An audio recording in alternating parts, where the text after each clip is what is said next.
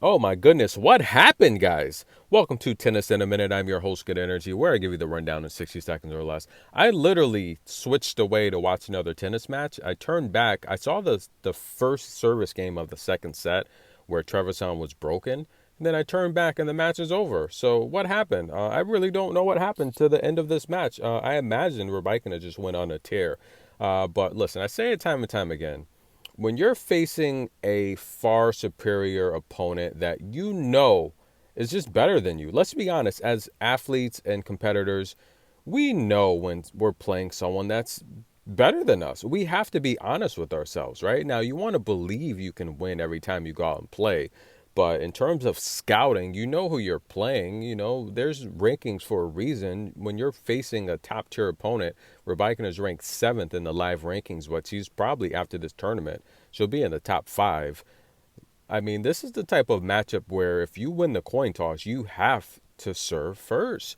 You have to establish your game plan from the start, hold serve, and then put pressure on the return side of things on your opponent. But you cannot elect to receive against someone that holds 83% of the time when you only win 25% of your return games. That's just bad coaching. Like, who's advising these players? It's horrible. Now, if you missed this shot here, this was a pretty good shot. Now, Martina Trevisan had advantage to break back and get back on serve in the first set. She had a left cannon, heat seeking missile, straight laser beam, rocket down the line. Now, it did graze the net and it fell over on Rybakina's side. And of course, Elena was at the baseline. She had no chance to track that down and return it. But Trevisan put her hands up. Of course, she's always falling in her matches. I think it's cute. She's always falling in her matches. She's short. She is athletic, fast, and look, she's kind of a little superwoman there. She's very gifted and talented. But let me see you give that point back. You are not going to give that point back. I doubt it. So Elena would break back, though, and take the first set 6-3. I had to set the first set spread -2.5. Elena also had 3.5 with Martina. Both of those were key locks. So that's great when you can pin it down like that, both sides.